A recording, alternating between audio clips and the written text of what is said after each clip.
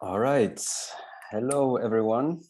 Good morning, good afternoon, good evening, depending where you are now. I see there is already a lot of greetings happening in the chat. Welcome to today. I'm very happy to welcome you all to our opening session for this closing event of our ICA-EU partnership COPS for Dev. I'm Mark Noel, and I have the pleasure to guide you today through this first part of our closing event. So in this opening session, we are going to talk with the European Commission about our partnership that we were running for the past years, and we will also hear from our ICA president. We will exchange with our regional and global directors about some highlights of this partnership. And finally, we will have some interventions from partners, from members, about their experience with our COPS for Dev partnership. After this opening session, we will go into breakout sessions to deepen specific aspects that we worked on, like policy partnerships, research, and capacity building. So, but before we start, just some housekeeping rules. Please note that for GDPR reasons, this webinar is recorded. So if you don't want to appear in the chat or similar, please contact us. As you have seen, and many of you are already using, there is a chat. Use that chat function as much as you can and as you want. Present yourself, ask questions. We will also be around. Our colleagues will be there. We will answer. We will provide some information, etc. So the chat is going to be open all along this meeting. And last but not least, you can see somewhere down that side on the bottom of the bar, there is an interpretation. There's a globe which says interpretation. So we are having English and Spanish interpretation. There are going to be some parts in Spanish.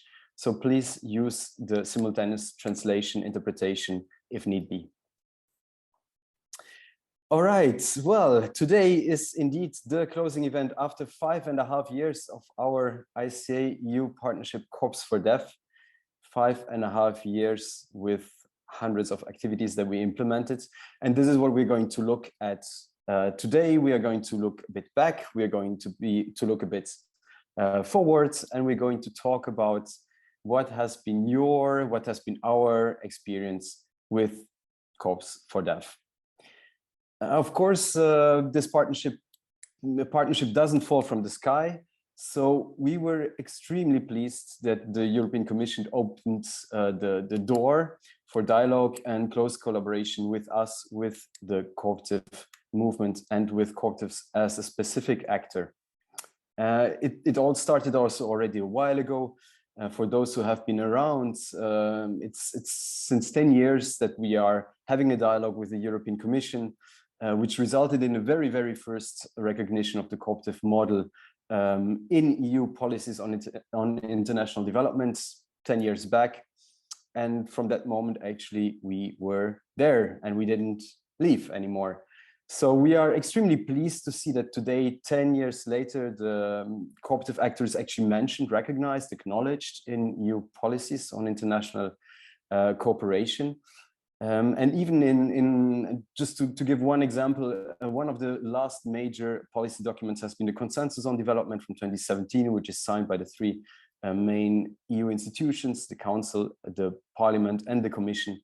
And we had very, very strong references to cooperatives inside, references to very important themes, to the green transition, to green businesses, to local economy, to decrease inequalities. So obviously, this is very important for us, being politically supported and recognized by the European Commission as a partner to achieve the SDGs and to obviously build a better world. And all of that has culminated in the ICA-EU partnership COPS for Dev, political recognition that we are strategic partners in implementing the Agenda 2030. And obviously, we are thrilled by that. Before starting a conversation with our EU representative, who I see has joined us in the meantime, let's have a short look at an animation video It's 1.5 minutes, and it's going to give us a nice introduction into the ICAEU Partnership Corps for Deaf.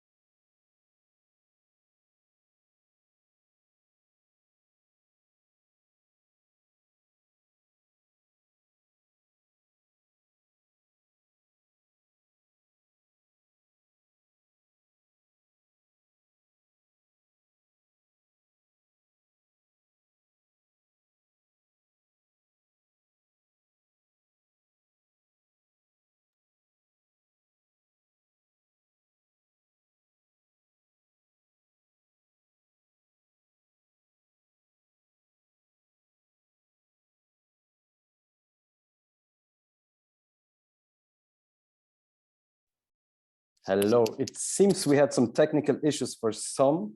Did you see the video? Can somebody confirm in the chat? No, no video. Okay. We are going to give it a second chance.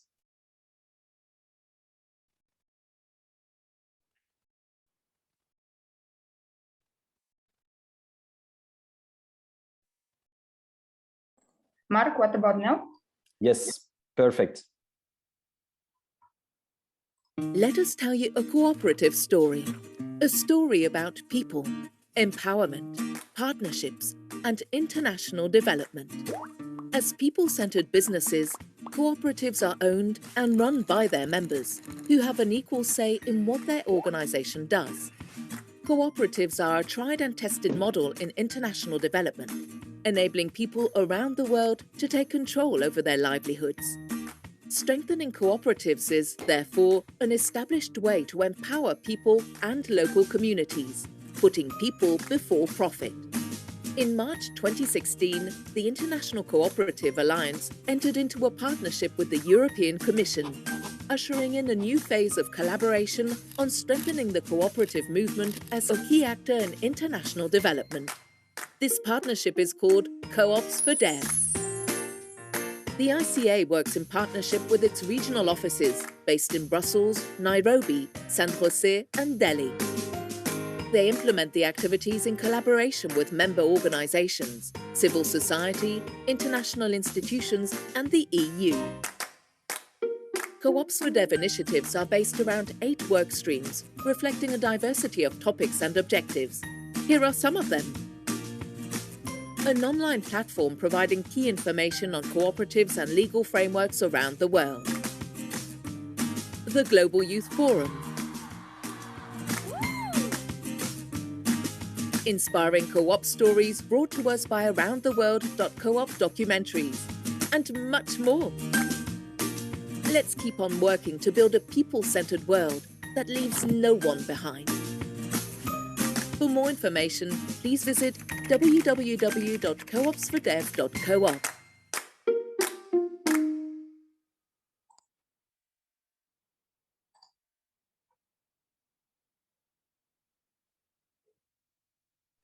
Thank you very much. I think that worked perfectly.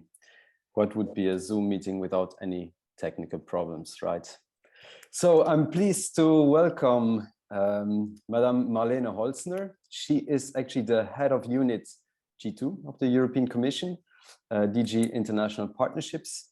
And it's the unit which is dealing with civil society and the unit obviously with whom we have signed this partnership. Marlene, many thanks for being with us today. And to kick off the conversation and to go right into it, I would like to ask you actually how, if you could tell us a bit more about how cooperatives are part of your plan to achieve the SDGs via this FPA, but maybe also beyond. Yeah, I think for me, the cooperatives, they have a really very unique added value, because, you know, we have other civil society and other actors who are rightly pushing and talking, and we consult them. But I see that the cooperatives, in addition to do that, they also do work really themselves on the ground, also with their money, to alleviate power, in a sense that, you know, they create new jobs and sustainable jobs, and so also, you know, reduce the inequalities that we have in many partner countries. And as you know, these inequalities are widening and widening. And if I look at what the European Commission priority are, I mean, they're really very well placed in what we now say we want a growth that works for people. So it's not about, you know, us wanting to have extraordinary economic growth in our partner countries, which eventually might not help everybody, but will just have a few happy rich, and most of the people don't have anything. What for us, the cooperatives bring on the table is that, you know, they create these sustainable jobs where people, they're the member of their own company, it's democratic, and we have seen that these kind of also organizational structure, you know, helps us really to increase these jobs, which give a decent salary, are sustainable. And so this is really what we want to have and where we want to go. And this is why the cooperatives are such a valuable partner of ours. And that's why we're very happy and also proud that we have, since this 5 years, this framework partnership agreement with. And I have to say, the European Commission is quite selective. We have about 20 of these FPAs, and the cooperatives are one of the very happy few of these 20 partnerships we have.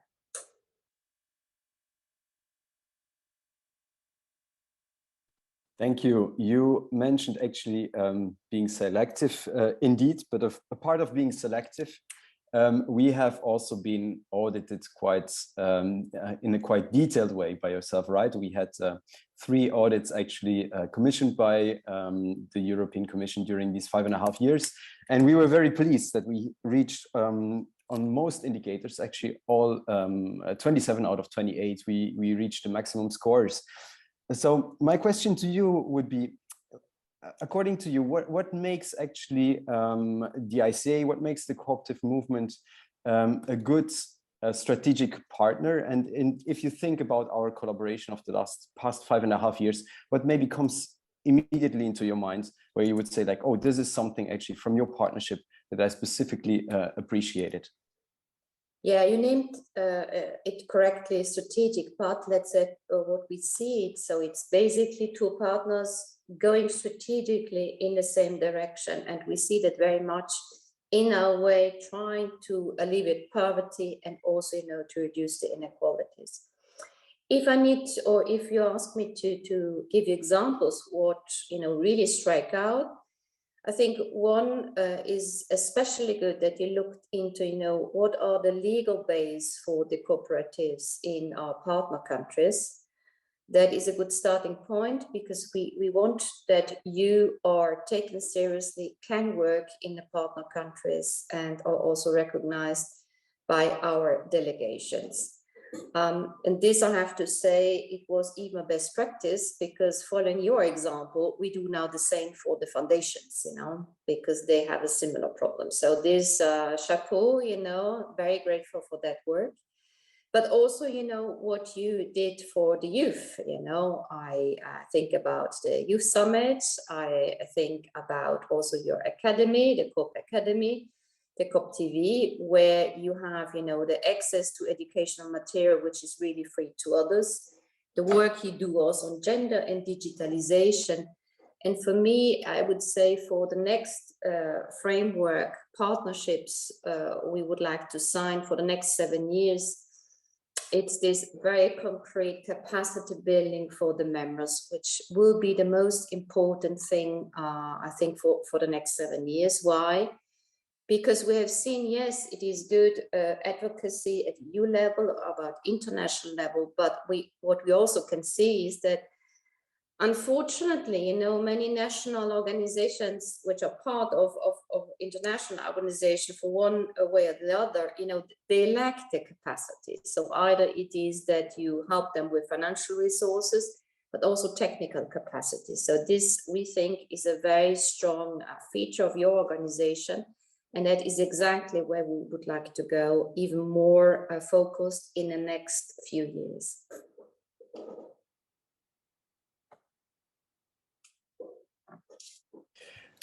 Thanks a lot, Marlene. Of course, we from our side are standing ready to continue our partnership in 22 and beyond. So could you already give us a small hint, or what is to be expected? What is to be expected now in this next cycle?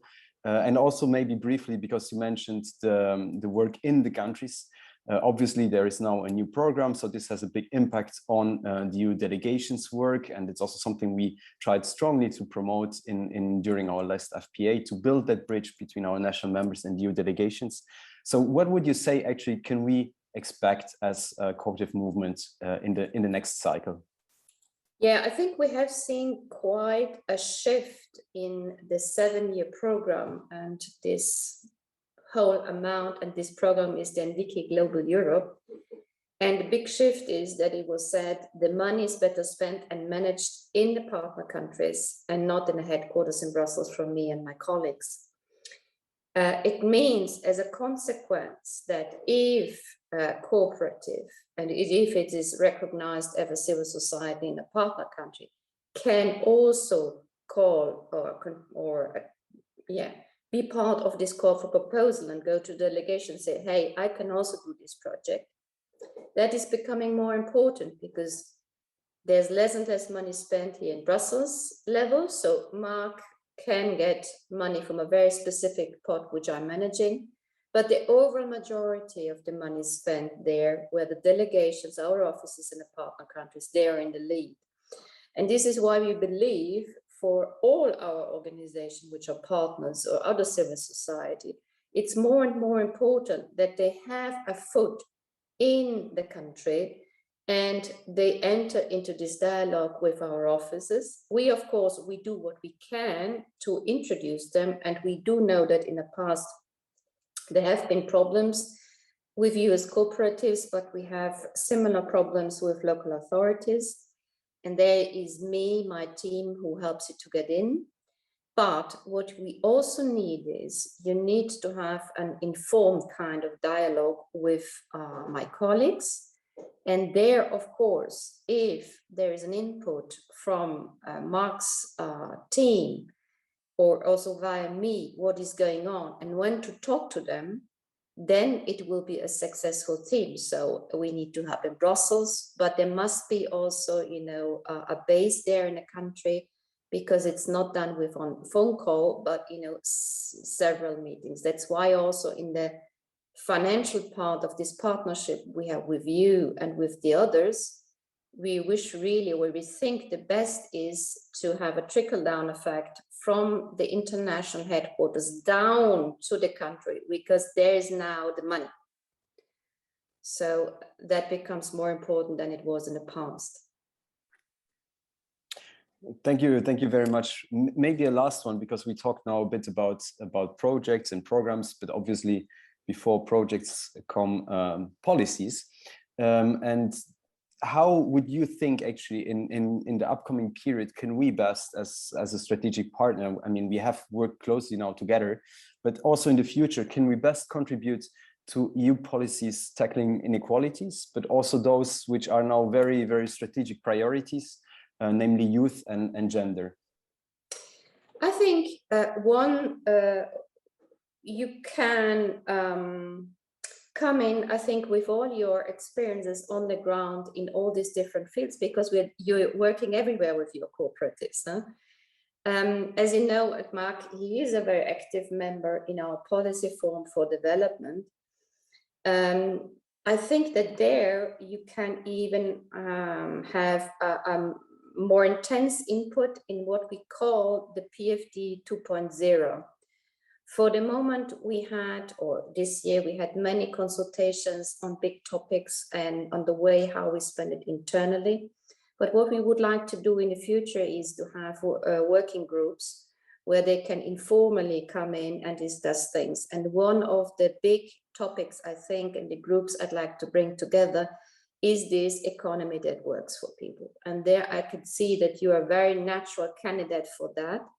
We're not looking for, you know, you doing what we say, but it's more about, you know, feeding in what we can do more with you on that topic. Because for me, that is the most difficult one. If you talk about the Green Deal, yes, it's clear what we talk about. It's clear that we want biodiversity and solar and you name it. Digitalization is the same thing. But an economy that works for people, for me, it's the most difficult one. Because how are you actually doing that? You cannot go in there with a minimum salary. No, will not fly.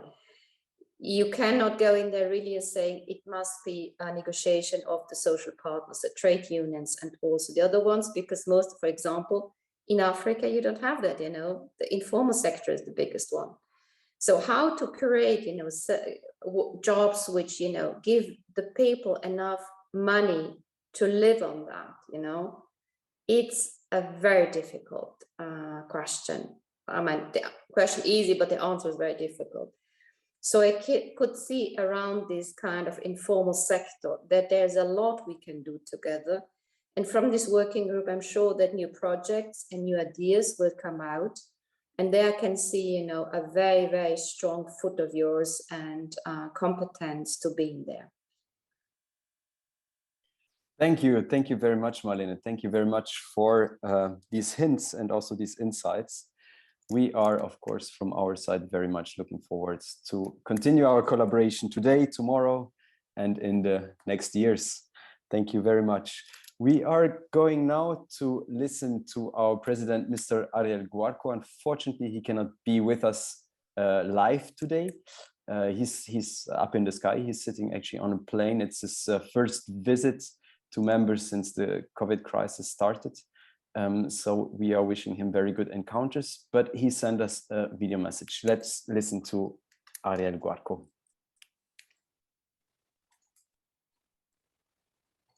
Hola, muy buenas tardes. Estimados representantes de la Comisión Europea, estimados directores y directoras regionales y director general de la Alianza Cooperativa Internacional, a ustedes y a todas las personas que han trabajado estos 5 años en hacer posible el desarrollo de este programa, quiero brindarles mi más sincero agradecimiento y felicitarlos por la tarea realizada. Sin dudas, este partenariado ha sido un hito en los 126 años de historia de la Alianza Cooperativa Internacional, porque nos ha permitido avanzar como nunca antes en algunos puntos que están directamente alineados con nuestros objetivos y que nos ayudan a fortalecer al movimiento cooperativo y a empoderar a nuestros miembros a escala regional y global. En efecto, un total de 245 organizaciones de todos los continentes han participado de manera directa de las actividades de Coops for Dev. Estas actividades, que han tenido lugar en distintos lugares del planeta y que siguieron realizándose de manera virtual durante la pandemia, fueron algunos entre muchísimos frutos que nos dio este acuerdo con la Comisión Europea, lo cual se expresa también en otras cifras que vemos hoy como resultado del trabajo conjunto realizado desde marzo de 2016. Por ejemplo, han sido publicados 88 informes nacionales sobre legislación cooperativa, 10 trabajos de investigación sobre juventud, ambiente, paz y modelos de negocios inclusivos, entre otros temas, y se han llevado a cabo 80 encuentros de capacitación con un total de 120 jornadas dedicadas a esta importantísima tarea. La difusión por medios audiovisuales, por redes sociales y por otros canales permitió multiplicar el impacto de este programa, que mostró una vez más la potencia de la intercooperación para cumplir nuestros objetivos como organización integradora del cooperativismo a nivel mundial. En un mundo cambiante, con desafíos que se renuevan de forma permanente y con urgencias que nos llaman a actuar en diversos territorios, contar con este partenariado nos hace más fuertes y vuelve posible aquello que en soledad sería imposible. Poder avanzar hacia un desarrollo verdaderamente sostenible en todo el planeta requiere de la sinergia entre actores públicos y privados comprometidos con el bien común. ¿Y qué mejor ejemplo de ello que una experiencia de trabajo como esta, que hemos llevado adelante junto con la Comisión Europea? Una experiencia que ha expuesto sus resultados, además, a través de varias auditorías donde se refleja la transparencia como otra de las virtudes de este tipo de acuerdos. Nuevamente, quiero agradecer y felicitar a cada persona que ha trabajado para hacer esto posible. Los frutos están a la vista. Si queremos reconstruir mejor, juntos, este mundo afectado por la pandemia, pero también por múltiples problemáticas sociales, económicas y ambientales, la intercooperación es el camino. Sigamos transitándolo y sigamos expandiendo este modelo empresarial de probada trayectoria que hace posible el desarrollo sostenible en cada región y a escala global. Para eso, estamos dispuestos a continuar con esta alianza estratégica y a prolongar en el futuro el trabajo conjunto con la Comisión Europea. Celebro esta jornada, en la cual hubiese querido participar de manera simultánea con todos ustedes, pero lamentablemente cuestiones de agenda previamente establecidas me lo han impedido. Estoy seguro de que podremos redondear un balance más que positivo en cada aspecto involucrado dentro del programa y espero que podamos seguir encontrándonos para seguir construyendo juntos un mundo más justo, más inclusivo y más solidario. Muchas gracias.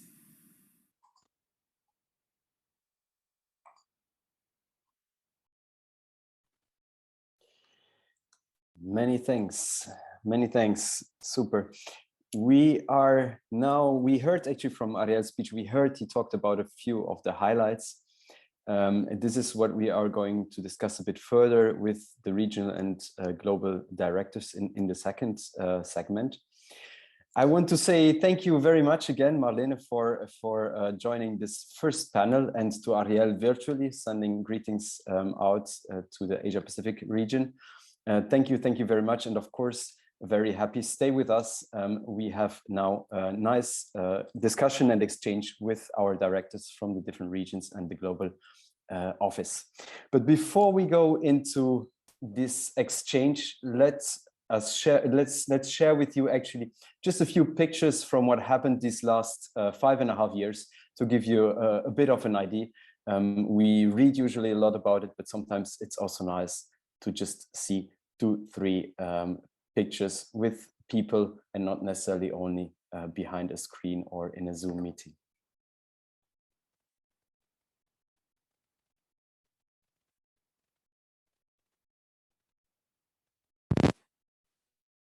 I hope this works.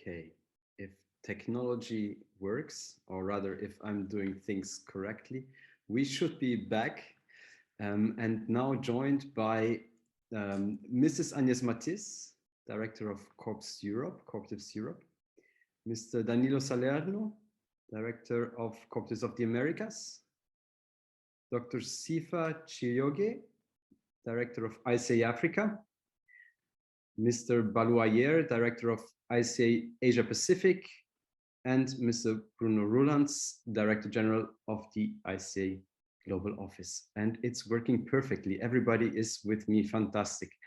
Hello, everyone. I welcome you very, very warmly to this closing event from different places in the world. I think you are all sitting indeed in the different 5 corners spread around. And I propose actually we go immediately to the heart of our exchange today.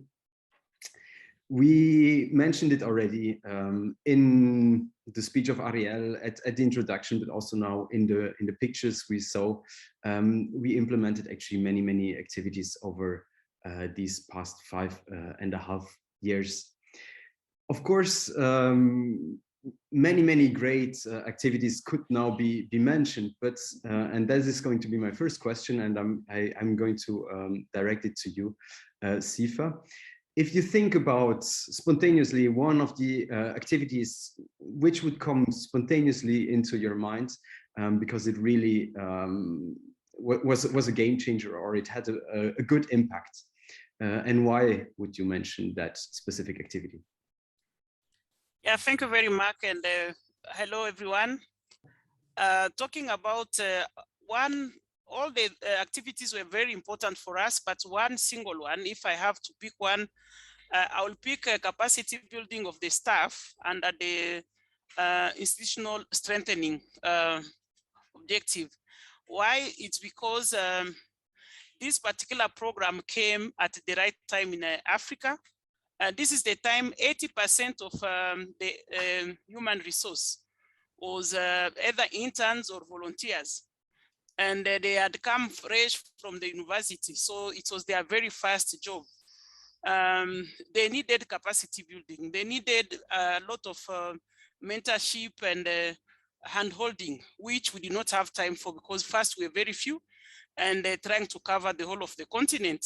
So this particular program came, and for us, looking back, And when I look at where they are today, I'm indeed amazed by the progress. It's a very big progress or change that we have seen. So it is really tremendous progress because of the staff which have been capacitated. You can serve the members well if you yourself are not fully capacitated. So for me, that is the very first, and if I have to choose, although all of them were important, for us, it was a game changer. So ICA Africa 5 years back, and today there is a big change and more professionalism. Thank you. Thank you. Thank you very much, Sifa. My second question would go to Balu.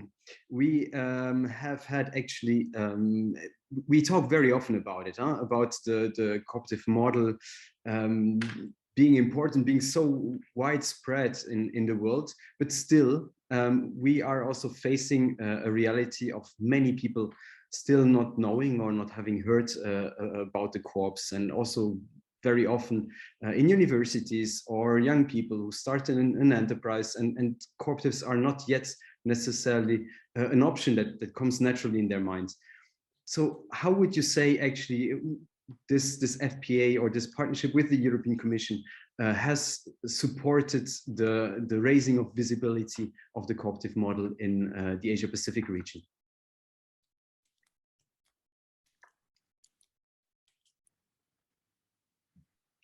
Sorry, you are muted, Balu.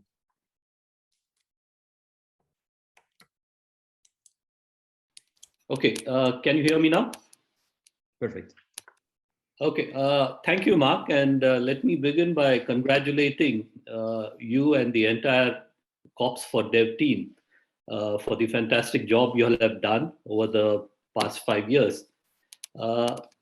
You're right, in the Asia Pacific region, we've focused a lot on youth. It's been one of our strategic priorities to see how we can engage youth in the cooperative model.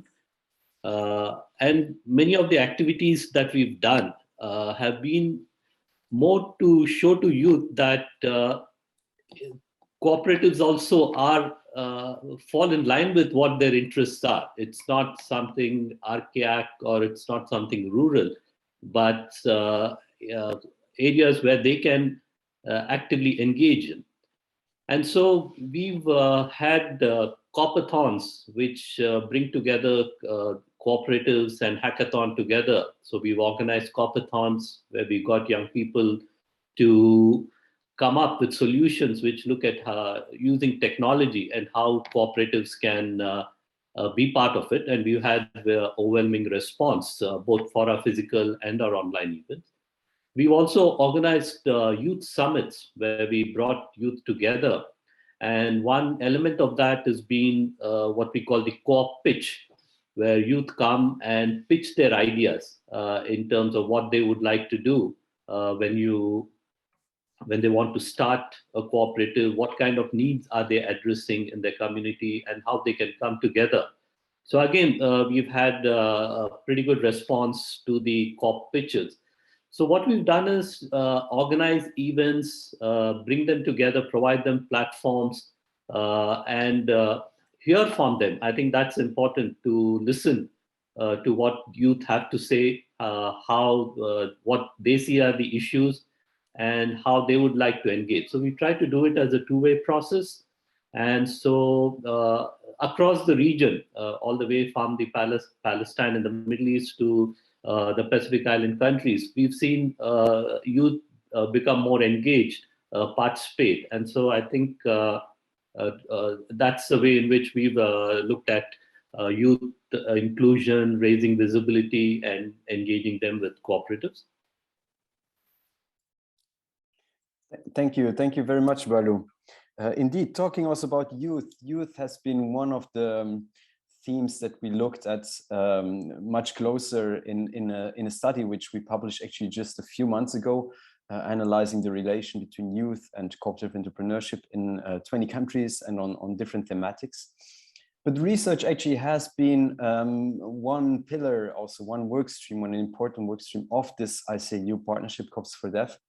And I would like to ask you, Agnes, if you think about the research efforts which have been conducted, the peace building, the gender, on the enabling environment, which can all be found on the platform cops4dev.coop, but which has been actually the research efforts considered as a landmark for your work? Hello, bonjour à tous. Thank you for your question, Mark. And I think it's a challenging question, like all of them, in fact, because to choose between all the action that we implement together, it's quite difficult and challenging. It's true that the beneficiaries of the FPA are partner countries from the European Union, meaning that some actions were not eligible for European members. However, research was one of the actions to which we were able to participate, and it was a very positive experience for us. And to choose between the research, I'm not going to choose one, but allow me to choose two. The first one is the one you mentioned regarding the youth, because it was very important for us, because it enabled us to link our youth network to the other youth network from the other region. And also because it creates a link also regarding some other programs and advocacy activities that we're doing regarding youth and cooperative entrepreneurship. And the second one I would like to mention is the one on research. And the one on peace building. And you will remember, maybe Mark, that the first time we discussed about it, I must say that I was not so enthusiastic about it. I thought, yes, research on peace building, it will be a kind of catalog, a collection of nice experience when how cooperative are building peace. And in fact, the research enabled to link the cooperative principle to really peace building, and not in only by mapping some experience, some activity, but really by demonstrating how it was useful, because there is a cooperative characteristic, and how to elevating peace building with economic activity can be useful and efficient. And of course, it's a very difficult topics, but I think it enables also us to demonstrate that cooperative as an economic actor have also a role to play in the society and in improving relation between simply men and women. And we had very good demonstration during our General Assembly in Kigali, for example. And I think on a personal point of view, it's a research that surprised me a lot and was maybe more useful than I expected. Thank you very much, Agnes. It has also been mentioned already now, in this research which can be found on our cops4dev.coop platform. There is a second platform which we established, which is the Edu4All, and where we gathered mainly training materials, seminars, recorded, but also other tools that you can all find on that, like Copedia, etc. Danilo, I would like to ask you maybe about capacity building. If you think about all these educational activities, these trainings that we have done during the past 5.5 years, which is the one which had a larger or bigger resonance actually in your constituency in the Americas? Thank you for your question, Mark. Good morning and afternoon and evening, everyone. It's such a big pleasure to be here with you all together, colleagues, director, and the staff from the global office, as well as from the region, the European Commission, and our members. Very, very, very happy to be here. I will switch to Spanish, if you don't mind, so representing my region, and just to make aware of this. Relativamente al desarrollo de capacidades, para Cooperativa Las Américas hay varios, todos importantes, porque en esto nos hemos centrado tanto desde el punto de vista del staff, como dijo mi colega, querida amiga Sifa, pero también de la membresía de los miembros. Entonces, para Cooperativa Las Américas ha sido muy útil, muy efectiva, muy central la alianza con la Unión Europea y el programa, porque, por ejemplo, nos ha dado la oportunidad de realizar el proceso de planificación estratégica y el nuevo plan estratégico para los miembros del Consejo de Administración, por ejemplo. Otro ejemplo, nos ha dado la posibilidad, gracias a las competencias, a las capacidades adquiridas por el staff, de desarrollar un servicio de acompañamiento a los miembros que desde los respectivos países decidían ir para subvenciones, aplicar a las call for proposal, a convocatorias de la delegación de la Unión Europea, y hemos dedicado un servicio específico de acompañamiento desde la oficina. También hemos creado una plataforma igual a la CDP, a la plataforma de Cooperative Europe. Hemos creado una plataforma que se llama Plataforma Cooperativa de las Américas para Cooperación Internacional, CADP, para juntar todos los miembros de nuestra región que son activos en proyectos de cooperación internacional, sur-sur o nor-sur, o en alianza con organizaciones cooperativas de otros países y otro continente, de Europa o a nivel de Asia o a nivel global. Entonces, algo relativo, muy nuevo, muy bueno, muy positivamente evaluado por nuestros miembros. Y finalmente, toda la parte de información, visibilidad y con la construcción de una red de comunicadores. Entonces, servicio a la membresía, desarrollo de capacidades, la parte de gestión del conocimiento, y juntando gestión del conocimiento con el training, con las capacitaciones, el training, hemos podido desarrollar nuevos servicios a la membresía, innovadores, que han dado un valor agregado y han mostrado el valor agregado de esta alianza con la Unión Europea. Y ha sido brillante. Y estamos muy contentos específicamente, así como lo están contentos nuestros miembros y lo han manifestado de manera contundente varias veces. Por último, en la parte de diálogo estratégico con la delegación de la Unión Europea en los diferentes países, también los miembros han beneficiado porque hemos acompañado, presentado en todos los procesos de diálogo y de mayor visibilidad de incidencia con nuestros miembros desde los países. Eso está.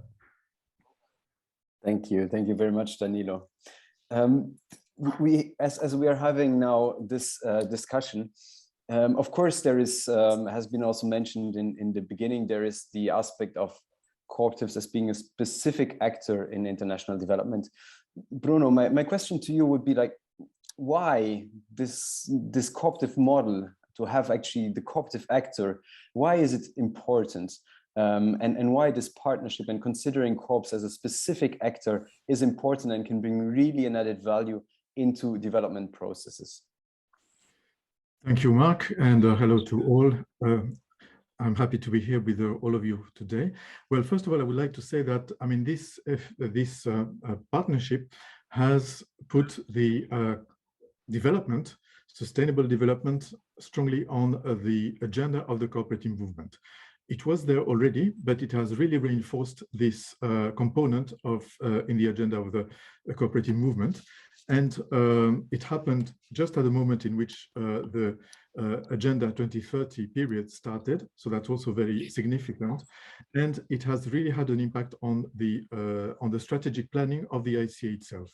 So there was I would say, a mainstreaming process by which now development is considered as one of the 4 main pillars in the strategic planning of the ICA for this decade. Then there are a number of concrete but very strategic components of this partnership, which I think are worth mentioning, but there are many others. One is the issue of youth entrepreneurship with the meeting in Malaysia, but also an array of other activities having to do with youth entrepreneurship.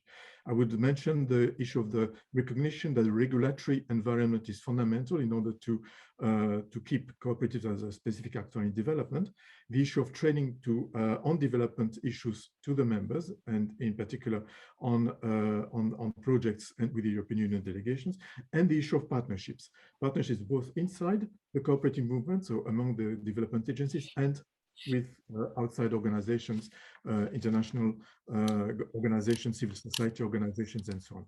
What is now the added value of the cooperative model? Well, I mean, the European Commission, as you rightly mentioned, Mark, recognized 1 decade ago that cooperatives are a central actor of one of the main actors. And Marlene also mentioned there were 20 selected after being very selective. So 20 actors have been recognized as having an important role in development in the world. But what is the specific to cooperatives among these 20 actors? What is really what cooperatives are contributing in terms of development?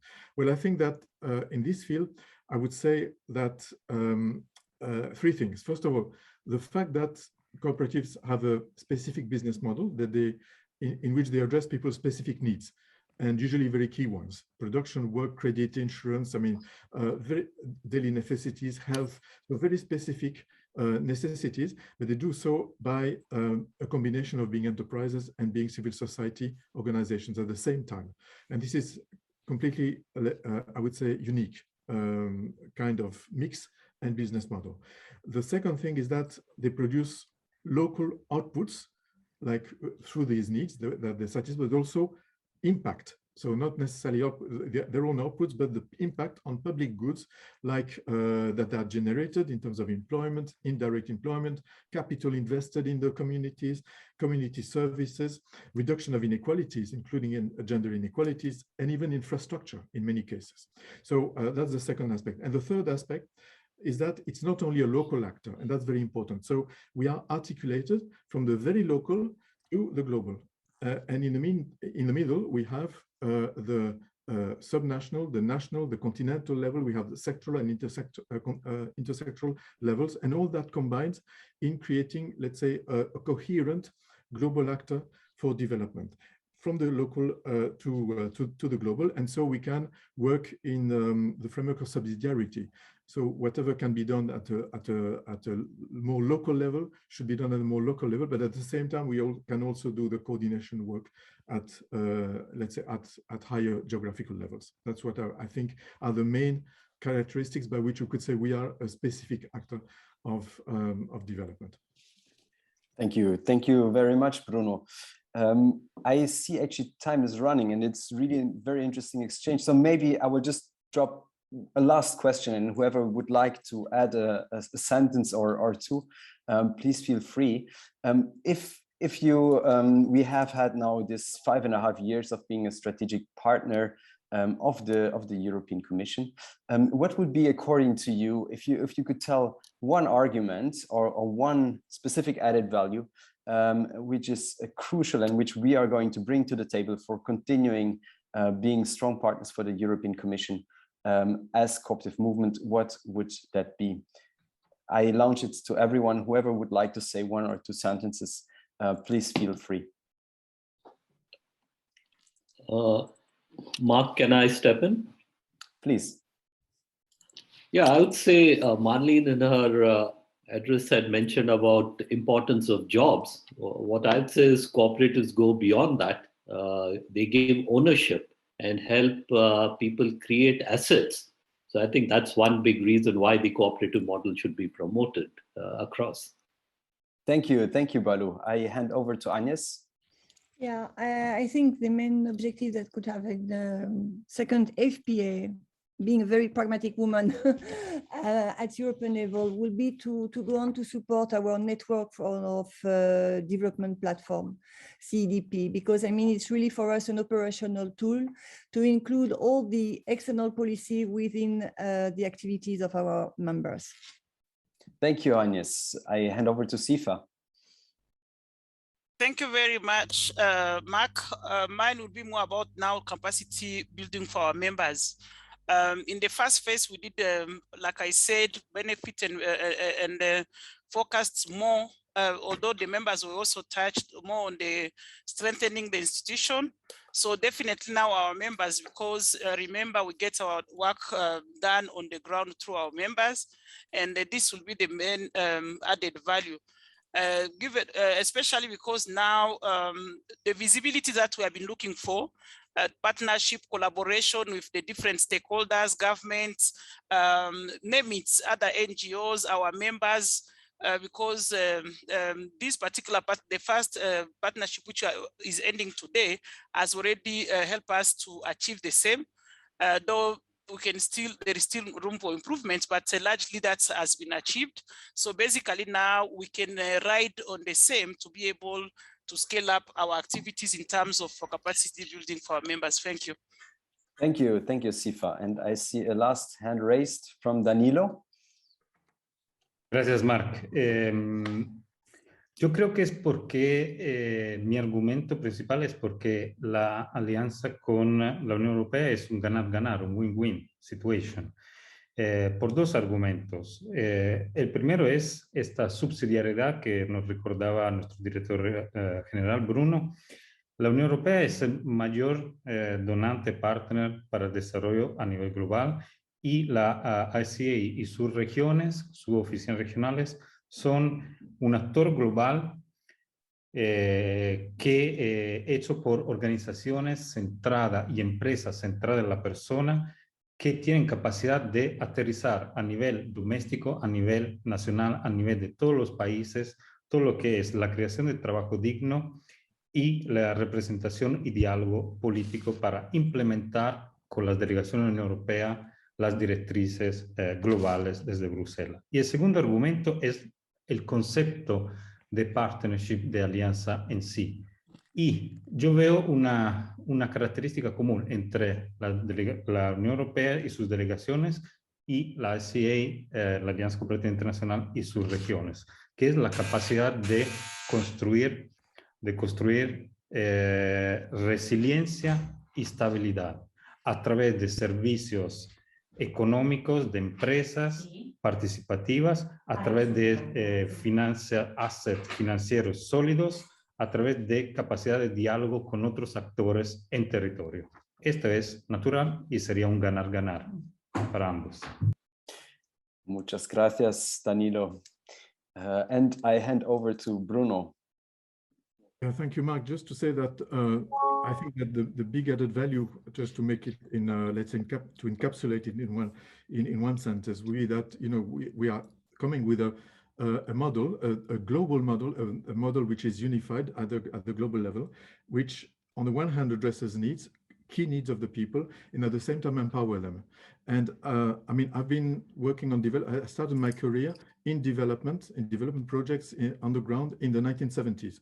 And so I approached cooperatives little by little, and really I could say that I could find a very specific actor in development doing what I just said.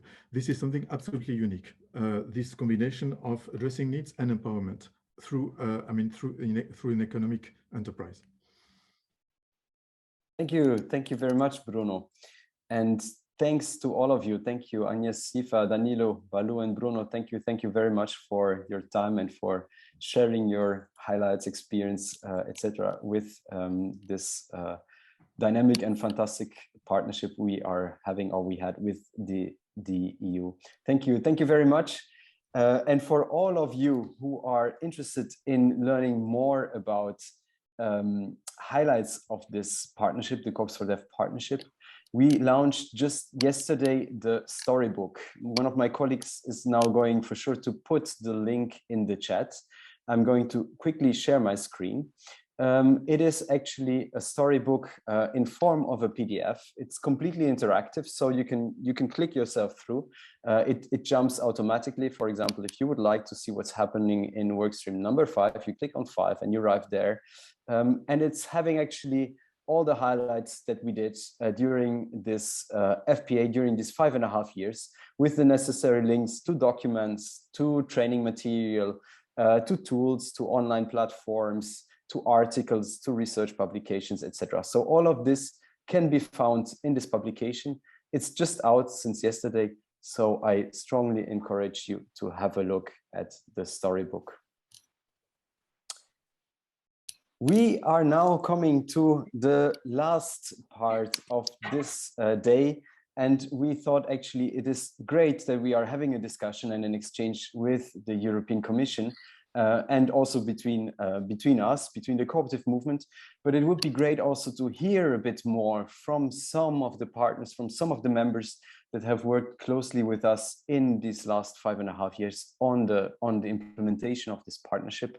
And we are going to invite a few here now on stage for giving a very, very short intervention, a very short testimony about our cooperation and collaboration over the past years. If you would like also to join, just drop us a message also in the chat. We are going to see now how we manage with time, because I know that at 3:30 sharp, we need to go into the breakout sessions. And I hand here already over to Francesca Ottolenghi. Please, the floor is yours. Thank you, Mark. I'm very happy to be here and very happy to be part of this incredible family around the world. So I just would like to say, very few words about this Cost for Dev program, because I think that, I belong to Lega Coop. Also, I'm president of Aliaus, that is the NGO that promotes international cooperation, promoting, of course, the corporate business model as a tool for empowering individuals and communities. And I think that was an incredible path of all this year that has the opportunities to work together, all together. I think that was amplifying our potentiality, creating collaboration, synergy. Of course, we obtain all the results, all the outcomes, research, advocacy, training, networking, project management, visibility. But I think that in addition to concretely reaching these outcomes, the program has huge contributed to feeding the seed of cooperation. So creating this interconnection has become, I think, a powerful substrate reflecting the potential of cooperative cooperation. So like I love to call the square cooperation around the world, cooperation to the cube, to the n. So that it was incredibly impacting. So thanks a lot. Thank you very much, Francesca. And I would like to ask Mr. Tarun Bhargava. Hello, Tarun, please.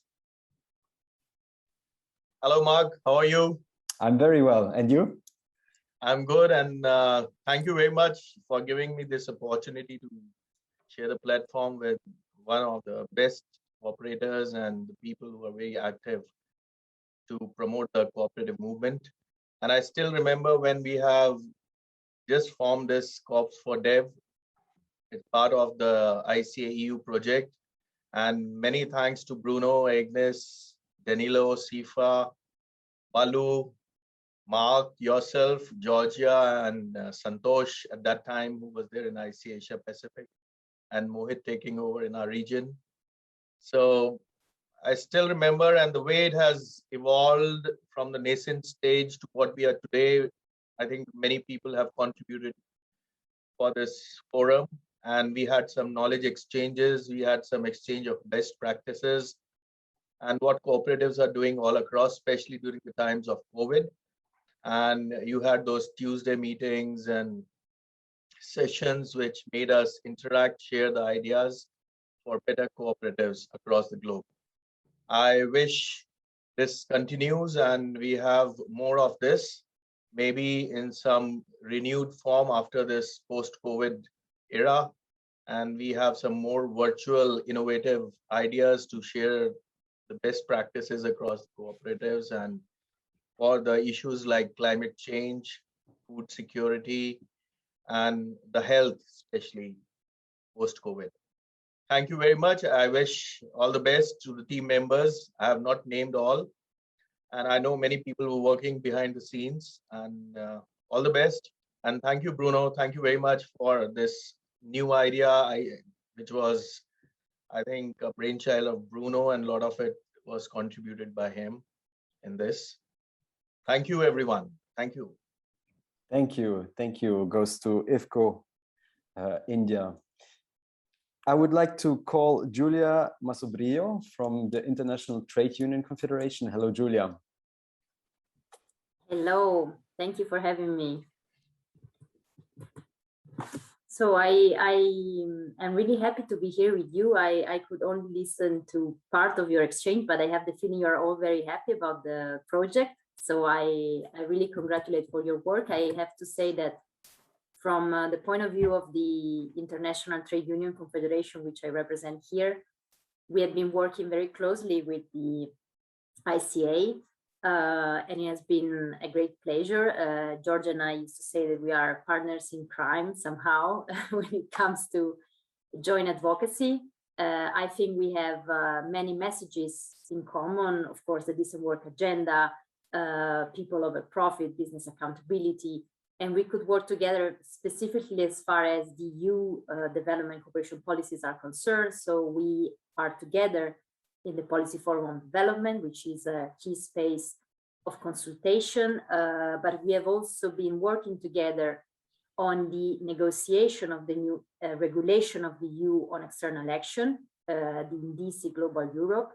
So there, for example, we have been pushing for better criteria for business accountability in development cooperation, and I think we were pretty successful. Now the point is to see how we implement what we asked the EU to comply with.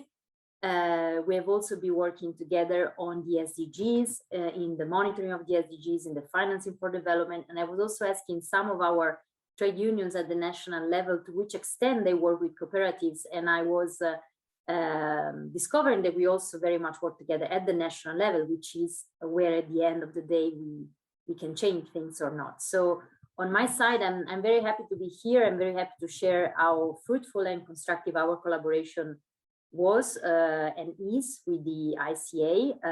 As ITC, we also have an FTA with the Commission, but besides the FTA, I think the point is about finding and working with like-minded partners. And for sure, for us, the ICA is one of them.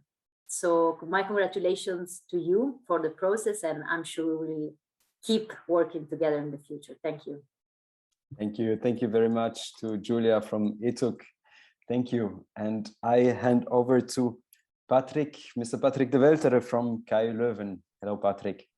Yes, thank you, Mark, and hello to everybody. Indeed, I'm Patrick de Weltere from the University of Leuven in Belgium. And I've been, in my previous life, I was a principal advisor in the think tank of the European Commission.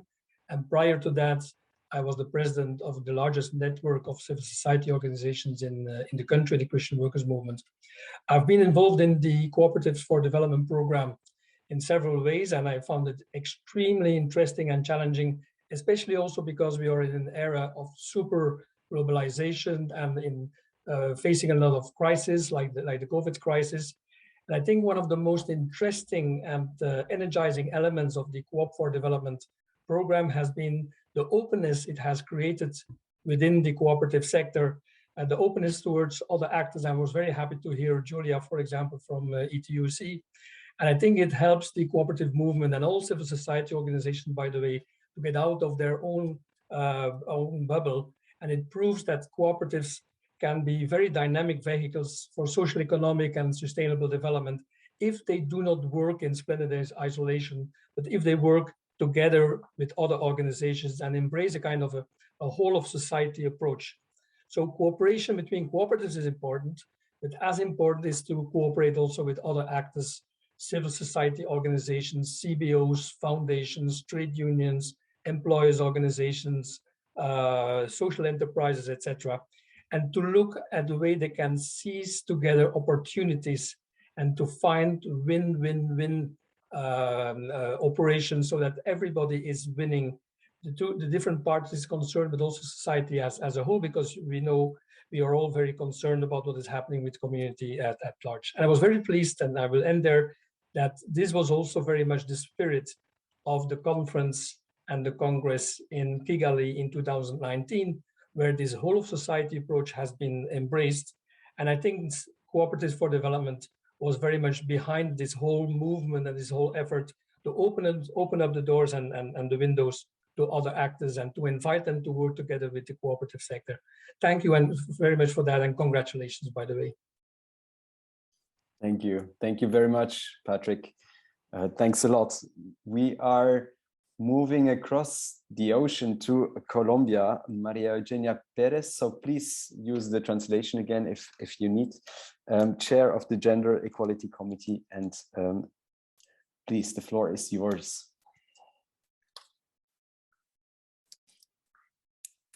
Bueno, muchas gracias. Yo creo que el proyecto COPS for Dev y este convenio con la Unión Europea ha traído por ejemplo, al Comité de Equidad de Género la posibilidad de visibilizarse, de integrarse con otros sectores, de incluir la juventud. El proyecto ya desde el conjunto mismo de lo que ha sido su efecto ha ayudado a todos los procesos de integración, a visibilizar el movimiento cooperativo, a hacer integración con otros sectores económicos, a tener un pilar fundamental como es el del buen gobierno cooperativo, que fue algo en lo que se hizo mucho énfasis, y en la participación y el empoderamiento de las mujeres, el tenerlos la posibilidad de mostrar las diferentes experiencias en el mundo, de las actividades que se desarrollan en el Comité de Equidad de Género a través de este paternariado, pues ha dado la posibilidad de que muchas mujeres en el mundo veamos que nuestras situaciones son similares, que las luchas son similares y que las acciones pueden hacerse de una manera conjunta para fortalecer lo que significa la acción de la mujer y el empoderamiento de la mujer en el movimiento cooperativo. Y los procesos de integración, la actividad de los jóvenes, el motivar a que los y las jóvenes generen actividades de emprendimiento, de empresariado, de verse en un futuro en el movimiento cooperativo ha sido algo fundamental, y creo que esta alianza con la Unión Europea y la Alianza Cooperativa Internacional ha rendido frutos más que suficientes, y tenemos fe de que se siga en un futuro con una acción muy positiva y propositiva para que efectivamente el movimiento cooperativo se visibilice y trabajemos todos juntos por un mundo mejor. Gracias, muchas gracias, Marta. Muchas gracias, Maria Eugenia. Thank you very much. I would like to call on Elenita San Roque from the Asian Confederation of Credit Unions. Hello, good afternoon.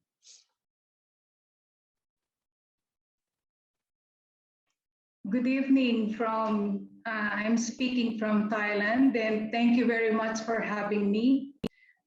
What I would like to share is something exciting, because I attended the training program organized by ICA Roque from India, Mr. Balu.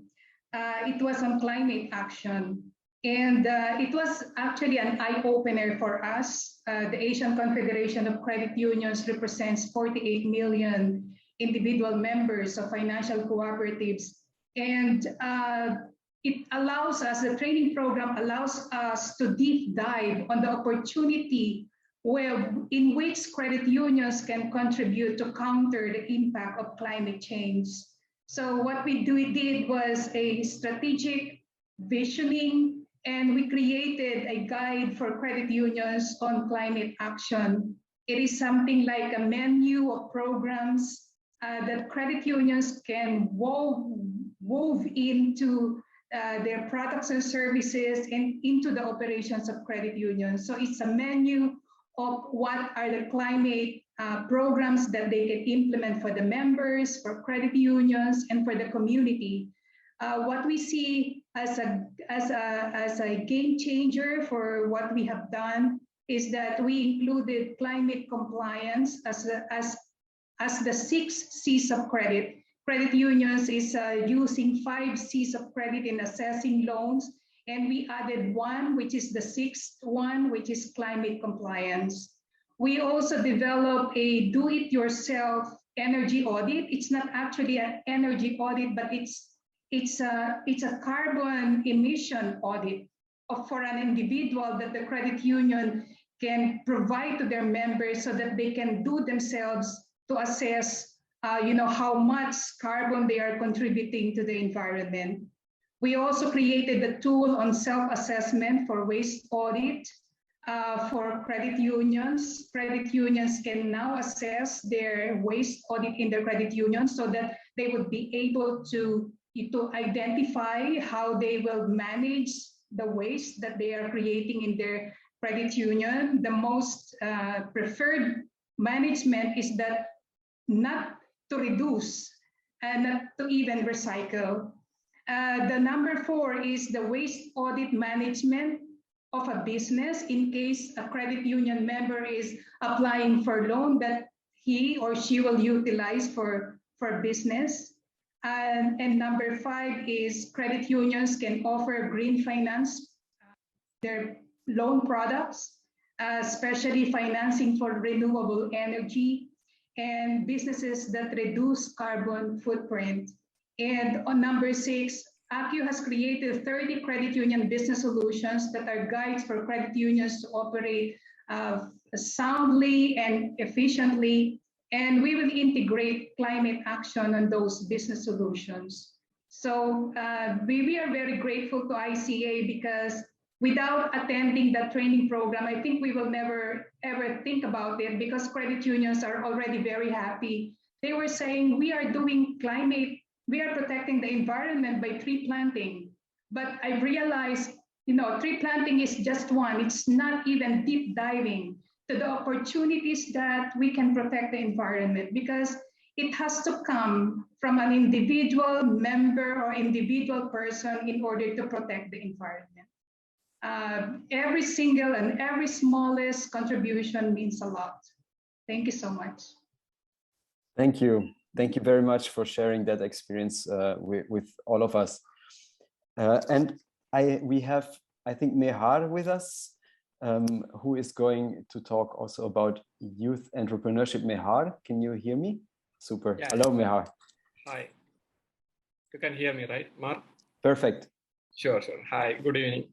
This is Mehar from Kerala and India. So I was fortunate to be part of different 4 to 5 different programs that was hosted by ICA and COOPS for development. And like my organization, like I run a non-profit organization, we are working around like creating small peer learning communities inside campuses, like mostly around youth and technology, we could say. And so many of the programs we were working with ICA were like how to make use of technology's power and the affinity of youth towards creating something together. So Coopathons, we have hosted a couple of Coopathons. Last one was the online one. We were having 18 like people from 18 different countries like sharing their ideas and collaborating. And then GC was there. I was one of the mentors. And in short, like I get to see a lot of different vibrant things happening across the globe. Some of these like youngsters, especially from Indonesia and Philippines, where I get to know, like they are doing a lot of great things. Like youth are creating startups together, like cooperative startups together. And now we are working with our local government to see like how we can create. My state is really known for cooperative culture. But how do we get youth to start new cooperative? What is something even the government or the youth collective are working on? So these kind of avenues we got through the GC program, like to get to know people who are actually running cooperative incubators and accelerator programs in different parts of the world, and like share memes and everything. Like we are having that kind of a vibe. And we know like if it is possible for like people of our age, like in 20s to do something in their own country, it's really possible for us to do as well. And especially after pandemic, we have seen the kind of thought process change as well. Like earlier people were more concentrating on creating on their own startup. Now people are more concerned about environment and like sustainability. So I have seen that, like even for me, like I have seen the transformation of like to believing the possibility of collaboration. But I think there's definitely a lot more to go. So different programs I was fortunate enough to be part of as part of COOPS for Development program. I think there's a lot more potential in the future. So looking forward. Thank you. Thank you very much. So do we. Thank you.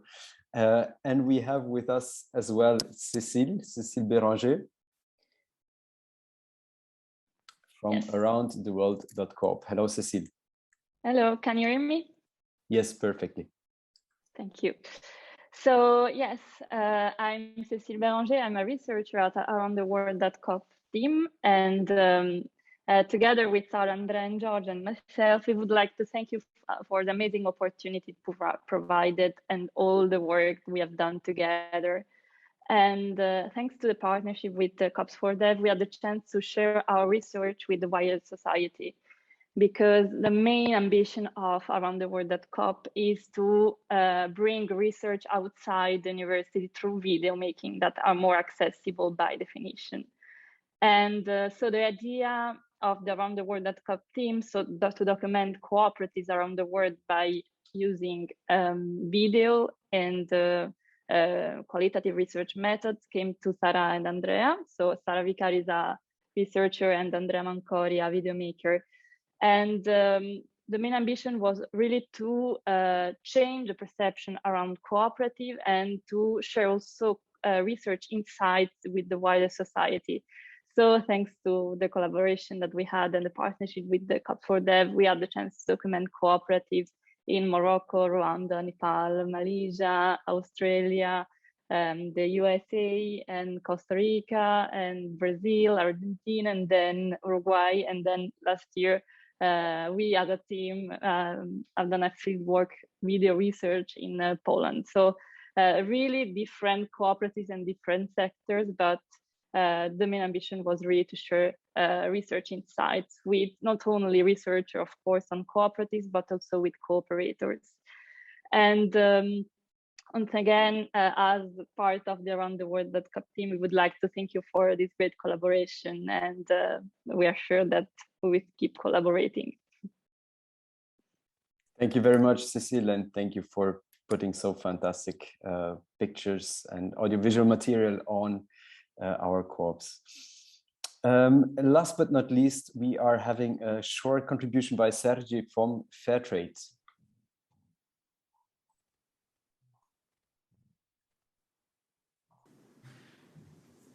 Greetings, everybody, from the COPS for Dev team.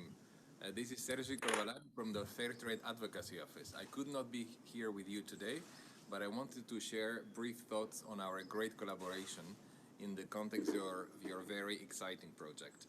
At EU level, we have been working a lot on promoting inclusive business models, sustainable business models like cooperatives. We've shaped together the European Consensus on Development. We've shaped together other policies of the European Union. We've published joint reports like Mind Our Business. We've done great work. Together at global level as well, we've advocated for post-COVID policies that build back fairer the economy and trade systems to make sure they work for people and planet. And we've also, thanks to this project, we've enabled cooperation between the regional offices of the Fair Trade Movement and the regional offices of ICA across the world, Africa, Asia, etc., to work in particular with young people. In addition to that, we've created cooperation as well amongst two partners in a framework partnership agreement of the EU. So your project and the project led by Fair Trade International. In sum, it's been a pleasure to work with you, and we hope this will lay the ground for further cooperation on many topics at EU, global, and international level in the years to come. Greetings from the Fair Trade Advocacy Office, and have a good event of COPS for Dev. Thank you.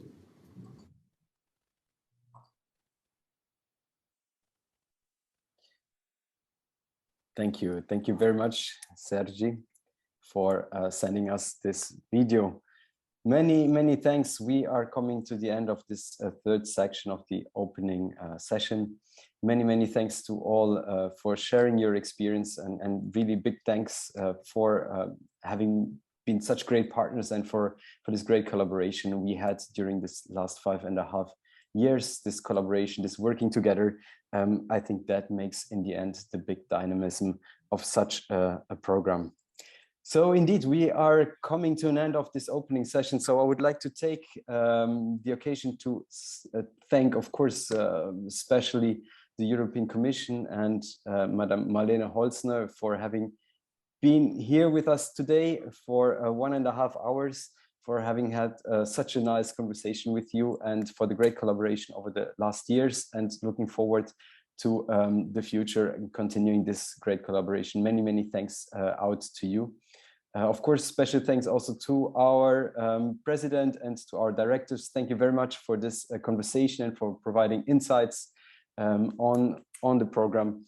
And of course, big props and big thank you to our partners, members, and everyone who collaborated during these 5.5 years on this partnership. And I would also like to take this occasion to thank very, very warmly all the team and all the colleagues who have put a lot of efforts and a lot of great team spirits and a lot of work into this program, and for sure a lot of love and dedication to the cooperative movement and the values. Many, many, many thanks to all of you. Now we are actually going to close the session in a few moments. You can find the Zoom links to the breakout session. So we are having a breakout session on policy and partnerships. We are having one on research, and we are having one on capacity building. You have already registered, so you should have the link, the Zoom link, actually in your email box. If ever you cannot find the Zoom link in your email box, we are going to post the 3 links to the sessions now also here in the chat. So we're going to leave that session open for a few minutes, so to also be able to post the links to the 3 breakout sessions there. And I wish you at this point great breakout sessions. Enjoy your more intimate discussions around policy, research, and capacity building in the next 90 minutes. Thank you very much for all of you who have been here from really all over the world. We have participants from all over the world here in this meeting today. So thank you very, very much for being with us for the opening session.